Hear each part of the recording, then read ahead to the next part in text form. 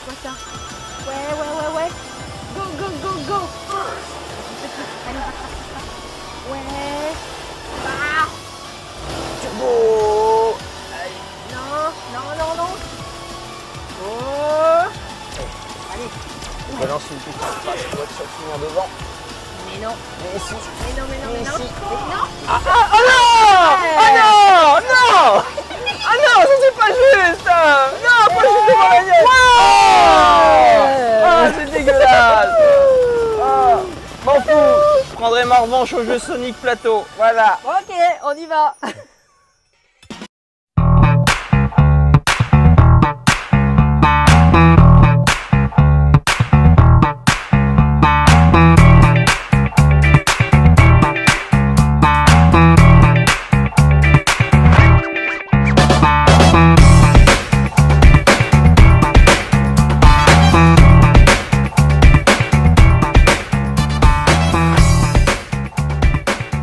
Salut tout le monde. Salut les lutins! Ouais, salut Jérémy. Salut Cathy! Et ben on arrive à la fin de l'été. Et ça sent la rentrée. Ouais, la rentrée arrive et du coup on a des nouveautés qu'on a gardées depuis 15 jours puisqu'on n'a pas fait de vidéo la semaine dernière, il n'y avait pas grand chose. Mais ça y est, ça...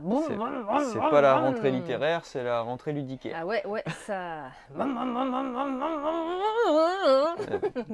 Ok. Mais là, je reprendrai ma revanche. Bah il y a Sonic. Voilà. Sonic, c'est un jeu vidéo à la base. Je sais pas de quoi il s'agit en fait. C'est un jeu de plateforme. Je suis Mario à fond, donc Sonic je connais pas. Et donc du coup là c'est Sonic qui fait une course et du coup évidemment qui va embêter les autres. Donc on a chacun deux petits personnages et puis on va se faire une petite course sur le parcours qui est là. L'idée évidemment, c'est que le parcours est semé d'embûches, de tunnels, de looping. De looping, de fausse à pic. Et qu'à chaque fois qu'on va piocher des cartes, eh ben, on va aussi piocher des cartes qui peuvent, elles, celles de l'adversaire. Donc évidemment, l'idée, ça va être de déplacer l'adversaire pour le faire tomber dans les piquants, pour l'empêcher d'avancer correctement, de le faire grimper sur un looping, mais s'il n'arrive pas au bout, il est obligé de redescendre. En arrière, voilà. Et puis évidemment d'essayer de nous tomber sur ces bidules. Les anneaux, c'est les anneaux de Sonic. Les anneaux de Sonic qui permettent de doubler la vitesse sa sur nos prochains déplacements. Voilà. Donc voilà, ouais, comme disait Cathy, tout l'intérêt c'est de passer du coup les grosses vitesses des adversaires en les pénalisant pour du coup que ça soit écarté du paquet et qu'on ne les revoit pas avant un mélange du paquet. C'est super malin, c'est rigolo, c'est rapide. C'est un vrai jeu de vilain. C'est gentiment méchant. Oui, c'est gentiment méchant. C'est joli méchant, ça, c'est gentiment méchant. Ouais. Donc ça, notre gros plaisir de cette semaine. Donc un jeu de Max Gerchambault et c'est adapté par l'atelier et le studio Slingshot Suzy. Ok, voilà. Donc à partir de 7 ans, facile, ouais, 7 ans. 2-4 joueurs. Le bémol que j'ai eu, moi, ça a été les personnages. Ça, c'est le jaune et pas le bleu. C'est les socles. C'est surtout sur Tail, où Tail est à dominance jaune et qui fait partie de la même équipe que Sonic. C'est là où je me suis inversé les pinceaux, mais sinon... Non, j'ai pas triché, j'ai pas compris. Ok, donc ça c'est le truc super sympa. Un petit peu plus intelligent. Allez, le Modi Modi. Ouais. Un jeu de Laurent Pin et de nos copains Rémi et Nathalie Saunier, papa et maman de Twinit, etc. et de Petit Peuple. Et illustré par Laura Michaud. Développement interne Cocktail Game. Voilà, donc là on va être un peu comme les boomers, si vous avez connu le jeu Pyramide avec Patrice Laffont et Pepita. Du coup on est sur le même principe, bon, sauf qu'il y aura pas, faut pas annoncer le nombre de mots. On en fait un. On va en faire un. On fait un pyramide? Ouais, on fait un pyramide. On fait un pyramide spécial jeu, un chacun. Ouais. Allez, vas-y. Ok. Ouais, mais ça va être facile si je te dis en 1, hérisson. Ah bah, on la pique. Quand on te connaît, c'est facile. Bah oui. C'est facile. À moi, en 2, coopératif. Coopératif en 2, The Loop par exemple. Et virus. pandémie. Ah, voilà. C'était trop dur. Voilà. Donc, dans Maudit Maudit, du coup, c'est le même principe, sauf que du coup, vous devez faire deviner un mot en un certain nombre d'indices, sauf que du coup, vous dévoilez pas le On nombre sait pas. d'indices, puisque vous gagnez des points si vous arrivez à faire deviner le mot pile, du coup, au deuxième ou au troisième mot que vous dites. Si une personne devine avant, et bah, du coup, c'est elle qui gagne les points, et puis bah, si vous n'arrivez pas à faire deviner au nombre limite de mots, bah, du coup, personne ne marque de points. Voilà. Il y a des gentilles petites crasses à se faire aussi avec des petits sorts, mais voilà. Plutôt malin, jeu de mots, parmi tant d'autres, mais voilà. Nous, ça nous a fait penser, ça nous a ramené un peu à notre jeunesse, qui est très très loin. Donc ça, c'est la sortie de ce jour. Sinon, alors il y avait eu un faux départ sur la gamme logique chez Banquise Éditions. Birds et Hôtels qui était sorti au mois de juillet, puis petit problème sur les petits oiseaux, c'était reparti à l'usine. Donc là ça y est, sortie officielle. C'est Johan Levé, hein, monsieur Mirmes, et puis monsieur Turing Machine qui va arriver d'ici la fin de l'année. Ça, on va en parler. Ouais, on va en parler. On est sur des petits jeux de logique qui s'emportent partout. Donc avec de l'évolutif évidemment, on va nous donner une première carte où on nous dit bah, tel oiseau faut le placer là, tel oiseau faut le placer là, et à partir de ça en jeu de déduction on va réussir à positionner les oiseaux. Donc c'est super bien fait, la boîte est faite pour que bah, les petits casse-têtes à 3 on les met là, les petits casse-têtes à 4 on les met là, les petits casse-têtes à 5, à 6, etc. Enfin tout est fait pour faire tout le tour. Ouais, bien organisé dans la boîte, c'est du petit bonheur efficace. À partir de quoi, 7-8 ans? Ouais. 7 ans, je crois. Ouais, 60 défis dans la boîte. Là, c'est des petits oiseaux. Et puis là, c'est des thèmes avec des petits. Des monstres à loger dans l'hôtel Transylvanie. Ouais.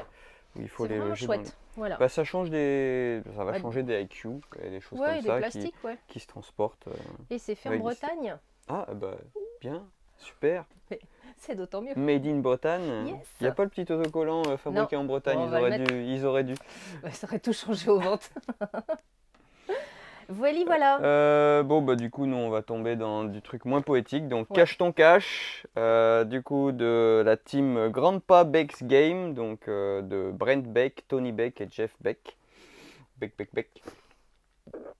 Le but, ça va être d'amasser la plus grande fortune que les autres. Voilà, donc pour les actionnaires, c'est cool. Du coup, 3 actions à notre tour. Soit du coup, on a une paire du coup d'objets, de valeurs, donc qui vont nous commencer une collection, donc on les pose devant nous. Soit du coup, on défausse et on repioche autant qu'on a voulu. Soit on va voler une collection d'une autre personne. Et pour voler une collection, du coup, par exemple, si j'ai mis 2 Maserati devant moi et que quelqu'un veut voter des Maserati, il va poser une Maserati. Si moi j'en ai une autre, je peux réenchérir dessus et du coup on va faire ça jusqu'à ce qu'une des personnes n'ait plus de Maserati, et du coup c'est la dernière personne à avoir posé la Maserati qui rapporte toute la mise, donc la collection qu'on avait de départ plus toutes les voitures qu'on a misées. Voilà. C'est pas notre cam. C'est pas notre cam, voilà. On va le dire cash. Le pousser à la richesse, voilà, c'est pas tout notre truc, mais bon, il y en a qui aiment, voilà, du petit jeu de vilain, de vilain millionnaire, voilà. Oui. Désolé pour les millionnaires qui nous regardent, on ne vous porte pas forcément dans notre cœur, mais on vous aime quand même. Ouais. Alors, rien à voir. On a le dernier opus de la gamme de ma première aventure chez Gameflow. J'ai oublié le nom de l'éditeur. Là, c'est la piste du Dahu. Donc, le Dahu, c'est cette bête légendaire, ce personnage étrange qui vit. Je savais pas que vous connaissiez le Dahu en Bretagne. C'est plutôt une légende montagnarde, le Dahu. Ouais. De cette espèce de chamois qui a 2 pattes plus courtes que l'autre pour faire le tour de la montagne. Donc différentes espèces de Dahu. Il y a le Dahu à droite du coup qui a les pattes plus courtes à droite, le Dahu à gauche, le Dahu de devant et le Dahu de derrière. Parce que voilà. Et tu vois que j'en sais des choses sur le Dahu. Je savais pas tout ça sur le Dahu. Mais c'est une légende de montagnard, hein, le Dahu. Okay. Voilà d'où je viens. Ok. Donc toujours le même principe. Hein. On va commencer en choisissant le personnage qu'on va vouloir jouer. Et puis à partir de là, après on va choisir. On va ici, on va là, on tourne les pages et on vit l'aventure et on recommence 1 fois, 2 fois, 10 fois, 20 fois, 100 fois. Et c'est Je sais toujours pas aussi si chouette. j'explique comment on arrive à chasser. Tu sais comment on chasse le dahu quand même? Non. Tu sais pas comment? Eh ben le dahu du coup tu le pistes, puis quand tu le vois du coup, tu siffles un grand coup. Et du coup il va se retourner et comme il a 2 pattes plus courtes d'un côté que de l'autre, eh ben, en se retournant il va culbuter, il va tomber et du coup t'as plus qu'à le ramasser. Mais je veux pas chasser le dahu, Voilà moi. comment on chasse le dahu. Si vous voulez chasser le dahu avec vos amis ce week-end, voilà ce qu'il vous reste à faire. Ok. Merci Jérémy. Voilà. Non mais quand je te dis que le dahu c'est mon dada. C'est tout toi ça, ouais. Le dahu c'est mon dada. Eh ben on va présenter le gros jeu de la semaine. Jeu, ouais. Tiens, ça tourne.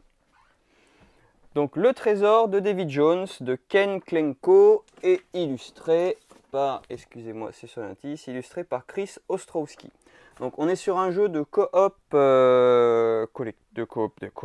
du coup à action. Donc le but ça va être de piller le trésor de Davy Jones qu'un pirate mal intentionné a déjà volé. Pirate un peu maudit parce qu'il y a des squelettes, etc. Donc au début de notre action, on va tirer une tuile. Donc la tuile du coup voilà, il va falloir la connecter avec les autres de façon à ce que les portes soient face à face. Quand on a une petite valeur en dé ici, bah, du coup on va venir mettre le dé dessus. Bah, là du coup j'ai pas de valeur donc c'est pas le cas. Et ensuite on va avoir 5 actions. Donc 5 actions parmi marcher, apaiser un peu les incendies parce qu'on a vu avec Cathy que les incendies quand ça se propage ça peut faire boum. Boire du rhum pour ne plus se fatiguer parce qu'il y a une gestion de la fatigue qui fait qu'à chaque fois qu'on va rentrer dans une pièce où un incendie est plus fort que la pièce qu'on a quittée, du coup, on va prendre la différence en fatigue. Et puis bah du coup, plus on va être fatigué, et ben, moins on va pouvoir visiter de pièces, puisque une fois que j'ai passé ce cap-là, je ne peux plus rentrer dans des pièces où il y a des incendies de valeur 5. Donc voilà, le but étant de collecter un certain nombre de trésors que l'on aura choisi en début de partie selon le niveau que l'on veut de difficulté. Donc voilà, on va faire nos petites actions, on va essayer de ramener les trésors, etc. Et en fin d'action, on va tirer les malédictions qui vont du coup, là par exemple, celui-là, ça augmente de 1 les incendies jaunes qui ont une valeur de D3. Bah, du coup, là, il n'y en a pas. Et du coup, on va faire déplacer les maudits, les soldats maudits du coup pour qu'ils viennent un peu nous empêcher de jouer. Voilà, quand on tombe du coup sur des squelettes ou des gardes avec des valeurs, bah, du coup le combat ça va être sur un jet de dés. Oula, attention. J'ai lâché le téléphone. On a perdu Cathy. Ça va être sur un jet de dés, plus du coup les bonus qu'on aura accumulés avec des objets, etc. Donc voilà. La partie c'est quand même tendu parce que... Ouais, on a fait la partie pour les nuls et l'air de rien, on a eu chaud. On n'était pas loin d'exploser le navire, donc à revoir notre stratégie si elle était bonne ou pas, mais bon. Moi j'ai eu un mort.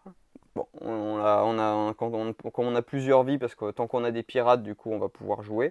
Il n'y a qu'une seule façon de gagner, c'est de ramener les trésors, et puis il y a plein de façons de perdre. Donc si on ne peut plus poser de tuiles, si on n'a plus de pirates à piocher quand un pirate est mort, s'il n'y a plus assez de trésors à récupérer parce qu'ils ont tous explosé, parce que oui. Si on est trop bourré. Quand on arrive à 6 sur une tuile, du coup la tuile explose, donc du coup on va la retourner, et du coup s'il y avait un trésor dedans, le trésor part en fumée. Donc si vous étiez sur un objectif de récupérer les 6 trésors de la boîte, et du coup vous avez perdu. Voilà, il y a ça, il y a s'il n'y a plus de petits pirates maudits dans la réserve, ça veut dire qu'on est submergé, donc on perd, donc voilà. Il y a 6 ou 7 façons de mourir, une seule de gagner, voilà. Mais voilà, il y avait de la tension, c'était rigolo. On s'est bien amusé. Chouette, c'est qu'il est vite... Il se prend vite en main. Oui. On a une petite carte pense-bête pour avoir toutes les actions quand même en tête. C'est surtout ça, généralement, dans les jeux actions, c'est se rappeler de qu'est-ce qu'on a le droit de faire. Oui. Donc, la lettre de jeu est vraiment bien faite. Il y a des jolies figurines de pirates. Vite pris en main. On n'a pas eu à retourner dans la règle. On s'en est bien débrouillé. Juste l'histoire de quand on a pris les trésors, c'est plus sur la différence de fatigue. On a un peu triché sur un trésor, bon, on apprenait les règles. Ça se joue tout seul ou jusqu'à 5. Je peux regarder la version solo, ce qu'elle vaut. La version solo, tu joues 2 pirates. Après, je pense que c'est quand même plus dynamique, plus rigolo. C'est plus quand même un jeu de groupe. Non, mais qu'est-ce que t'as fait? Ouais. Et joli graphisme aussi. Et des belles figurines. Ouais.